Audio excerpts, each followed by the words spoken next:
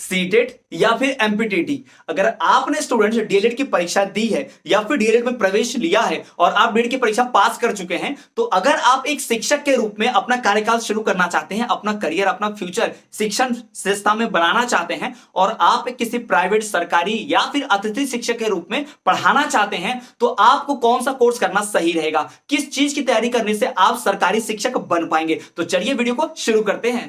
Hello student, this is Abhishek Verma and welcome to our channel study class. तो students, आज के इस वीडियो लेक्चर में हम बात करने वाले हैं कि अगर सरकारी शिक्षक बनना है, सरकारी टीचर, गवर्नमेंट टीचर बनना है, आपको किसी सरकारी स्कूल में पढ़ाना है और आप सरकारी पद पर पदस्थ होना चाहते हैं, तो आपको कौन सा कोर्स करना सही रहेगा, किस परीक्षा की आपको तैयारी करनी होगी, सीटेट की या फिर एमपीटीटी की। तो पहले मैं दोनों के बारे में बता दूं कि यह है सेंट्रल टीचर एलिजिबिलिटी टेस्ट, यानी कि केंद्रीय शिक्षक पात्रता परीक्षा। ये सीबीएसई बोर्ड करवाता है। और यह एमपीटीटी यानी कि Madhya Pradesh teacher eligibility test, ये पूरे देश भर के लिए किसी भी राज्य के व्यक्ति दे सकते हैं। एमपीटीटी को भी देश भर के किसी भी राज्य के व्यक्ति दे सकते हैं, लेकिन यहां पर सिर्फ आपको नियुक्ति मिलेगी मध्य प्रदेश में शिक्षक के रूप में। अगर आपने परीक्षा पास की तो आप सिर्फ एमपी में टीचर बन पाएंगे, एमपी राज्य में किसी सरकारी स्कूल में पढ़ा पाएंगे। लेकिन अगर आप सीटेट देते हैं तो आप पूरे भारतवर्ष के किसी भी राज्य के प्रतियोगिता परीक्षा में, जहां पर टीचर भर्ती की परीक्षा होती है, वहां बैठ सकते हैं। यानी आपको नौकरी नहीं मिलेगी सीटेट करने से। हाँ, प्राइवेट स्कूलों में आप 30 से 40 हजार रुपए तक की, 50 हजार रुपए तक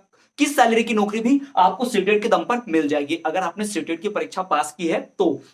और एमपीटीटी की परीक्षा पास किया आपने तो आपको सीधा सीधा आपको नौकरी मिल जाती है मध्य प्रदेश के सरकारी शिक्षक की। मध्य प्रदेश किसी भी स्कूल में आप पढ़ा सकते हैं। इसे मध्य प्रदेश शिक्षक पात्रता परीक्षा कहा जाता है और इसे केंद्रीय शिक्षक पात्रता परीक्षा ये सीबीएसई कराता है। एक सर्टिफिकेट देता है कि आपने सीटेट पास किया है और इस आधार पर आप किसी भी प्राइवेट स्कूल में अगर इंटरव्यू के लिए जाते हैं या जॉब अप्लाई करते हैं तो आपको बिना किसी इंटरव्यू डेमो के लिए आपको ले लिया जाएगा, क्योंकि आपने शिक्षक पात्रता परीक्षा पहले ही सरकार द्वारा मान्यता प्राप्त पास की है। तो आपको आराम से वहां पर शिक्षक की नौकरी मिल जाएगी, जहां से आप 25-30 हजार से लेकर 50 हजार तक का वेतनमान उठा सकते हैं। इतनी आपको सैलरी जरूर मिलेगी पर मंथ।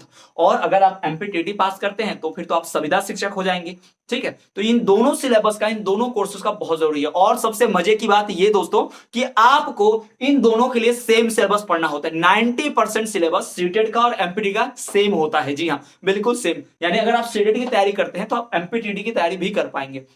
अगर आप एमपीटीटी की तैयारी करते हैं तो आप सीटेट की परीक्षा की तैयारी अपने आप हो जाएगी। तो इन दोनों प्रतियोगिता परीक्षाओं, इन दोनों का आप तैयारी करके बहुत आसानी से किसी ना किसी माध्यम से शिक्षक बन सकते हैं। तो आपने अगर डीएलएड का कोर्स में एडमिशन लिया है तो समय क्यों बर्बाद कर रहे हो? अभी से आप पढ़ सकते हो, अभी से आप सरकारी पद पर नियुक्त हो सकते हो। जी हाँ, अगर आपने डीएलएड में एडमिशन ले लिया, भले ही आपकी डिग्री पूरी नहीं हुई है, आपकी परीक्षा हुई है, रिजल्ट आने का है, या फिर आपका भी जस्ट प्रवेश हुआ है, परीक्षा देने में अभी 2 साल और लगेंगे आपको पास करने में, तब भी आप परीक्षा दे सकते हो। जी हाँ, एनटीए ने नियम बदल दिए है। नेशनल टेस्टिंग एजेंसी जो है, उन्होंने नियम बदल दिए हैं। पहले क्या होता था कि आप फाइनल ईयर में, अंतिम वर्ष में होंगे तो ही परीक्षा दे पाते थे सीटेट की, एमपीटीटी की या फिर रीट की। लेकिन अब ऐसा नहीं है। जिस भी दिन आपने प्रवेश लिया उसी वक्त से फॉर्म भर सकते हो और आप इन प्रतियोगी परीक्षाओं में बैठकर इनकी तैयारी कर सकते हो, परीक्षाएं दे सकते हो। और पास होने के बाद अगर इंटरव्यू लगने तक, इंटरव्यू यानी कि आपकी नियुक्ति होने से पहले आपके डॉक्यूमेंट्स आ जाते हैं, यानी कि आप ये परीक्षा पास करने के साथ आपका डीएड का डिग्री या बीएड का डिग्री का रिजल्ट भी आ जाता है, तो आपकी नियुक्ति पक्की हो जाएगी। जी हाँ, तो बहुत ही आसान है।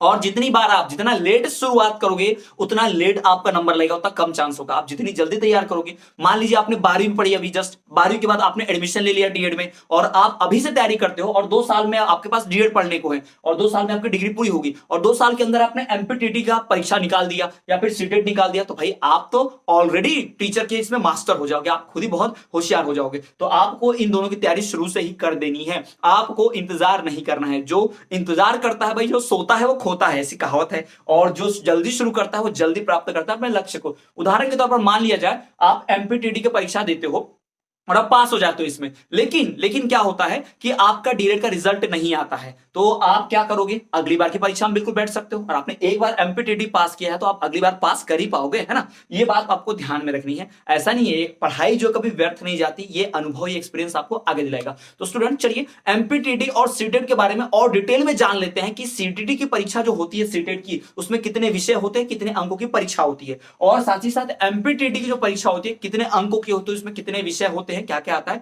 ये भी हम जान लेते हैं। तो चलिए देखते हैं और समझते हैं। तो स्टूडेंट्स अगर हम बात करें सीटेट के पेपर पैटर्न की, तो ये बात आपको मैं बता दूं कि सीटेट जो है 2 लेवल्स में होता है। जी हाँ, इसमें 2 लेवल होते हैं, यानी लेवल 1 और लेवल 2। तो लेवल 1 की परीक्षा जिसे पेपर 1 कहते हैं, ये पहली से 5वीं तक के छात्रों को पढ़ाने के लिए अगर उसके शिक्षक आप बनना चाहते हैं तो आपको देनी होती है। तो यहाँ पर मैं आपको दिखाऊँ लेवल 1 के बारे में, बाद में पेपर 2 भी बताऊँगा, पर यहाँ लेवल 1 की बात करते हैं जो विषय होते हैं बाल विकास एवं शिक्षण, यहाँ पर भाषा चुननी होती है, भाषा ए। तो यहाँ पर भाषा एक जो आगे आपकी हिंदी, संस्कृत, अंग्रेजी, इनमें से एक चुननी होगी। भाषा 2 भी आपका ऐसा ही होगा, भाषा 2 में भी आपको सेकेंडरी लैंग्वेज हिंदी, अंग्रेजी, संस्कृत में से एक चुननी होगी, उर्दू भी इसमें रहता है।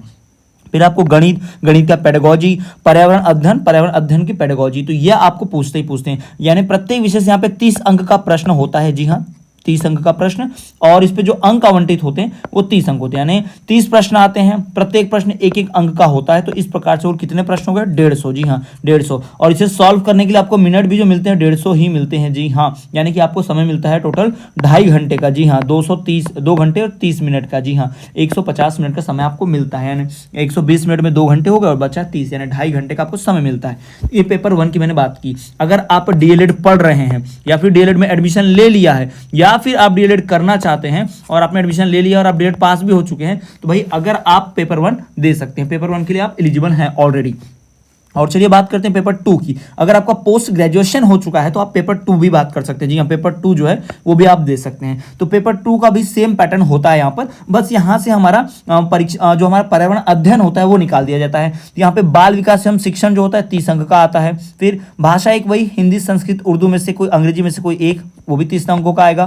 फिर भाषा 2 भी इन्हीं भाषाओं में से एक, और साथ ही साथ यहाँ पे गणित और विज्ञान या सामाजिक अध्ययन जो है ये मिलाकर 60 अंकों का आता है। तो यहाँ पर आपको जो है 4 विषय होते हैं, 1, 2, 3, 4, और 4 विषय जो है 3 विषय 30-30 नंबर के, और चौथा विषय जो 60 नंबर का, जिसमें गणित और विज्ञान भी आ गया, गणित और विज्ञान भी आ गया, और सामाजिक अध्ययन भी, तीनों मिलाकर। तो इस प्रकार से यहाँ भी 150 मिनट होते हैं, 150 प्रश्न आते हैं एक नंबर के, और आपको उतना ही समय यानी कि 2 घंटे और 30 मिनट यानी कि 2.5 घंटे का समय मिलता है सॉल्व करने के लिए। तो ये हो गया पेपर 2 की जानकारी। तो ये सीटेट के पेपर 1 और पेपर 2 की। हमारा टारगेट फिलहाल के लिए रहेगा पेपर 1। जी हाँ, हम पेपर 1 पे ज़्यादा फोकस करेंगे कि पहले हम पेपर 1 के इसके गवर्नमेंट टीचर तो बन जाए, बाद में हम पेपर 2 का निकाल लेंगे बहुत आसानी से, है ना। तो ये आपको ध्यान रखना है। उसके बाद चलिए बात कर लेते हैं एमपीटीटी की। जी हाँ, एमपीटीटी की, इसकी बात कर लेते हैं। तो एमपीटीटी की बात करें भाई, तो एमपीटीटी में जो आपको मिलेगा वो आपका कैसा स्कीम रहेगा वो देख लीजिए। यहाँ पर एमपीटीटी का स्कीम भी आप देख लीजिए, यहाँ पर आपके सामने लिखा हुआ है। तो भाई एमपीटीटी की जो पात्रता परीक्षा होगी वो 150 अंकों का एक प्रश्न पत्र होगा, और इस परीक्षा की अवधि भी 2.5 घंटे होगी, यानी ये भी लगभग सीटेट की तरह ही है। जी हाँ, मैंने आपको पहले ही बताया कि सीटेट और एमपीटीटी इनका जो पूरा सिलेबस है 90% तक सेम है, और एक हद तक है 90 तो नहीं 95% तक पूरा सेम है। जी हाँ, प्रत्येक प्रश्न यहाँ पर 1 अंक का आता है, ऋणात्मक यानी कि माइनस मार्किंग नहीं होती है यहाँ पर। ठीक है, सीटेट में भी अब माइनस मार्किंग नहीं होती है। पात्रता परीक्षा में सभी प्रश्न बहुविकल्पीय यानी एमसीक्यू आते हैं, मल्टीपल चॉइस क्वेश्चन वस्तुनिष्ठ होते हैं, 4 में से 1 चुनना होता है ना, जिनके 4 विकल्प होंगे और 1 चुनना होता है। ऐसी परीक्षा होती है एमपीटीटी की। ठीक, और कैसा होंगे इसमें विषय देख लीजिए, विषय वस्तु जानकारी। तो यहाँ पर भी बाल विकास एवं शिक्षा शास्त्र, चाइल्ड डेवलपमेंट पेडागोजी जो है, इस पर 30 एमसीक्यूज और 30 मार्क्स के, यानी 1 मार्क्स का 1। फिर भाषा 1 आपको चुननी होती है, उर्दू, संस्कृत, हिंदी, अंग्रेजी, इन 4 में से 1, ठीक, वो भी 30 एमसीक्यू आते हैं, और भाई उस पर भी 30 नंबर मिलते हैं। भाषा 2 भी आपकी सेम रहेगी, उर्दू, हिंदी, अंग्रेजी, संस्कृत, 4 में से कोई एक, 30 एमसीक्यू 30 मार्क्स के। फिर आपको गणित पेडागोजी, जी हाँ, मैथमेटिक्स और मैथमेटिक्स का पेडागोजी पढ़ना पड़ेगा, 30 क्वेश्चन आएंगे 30 नंबर के।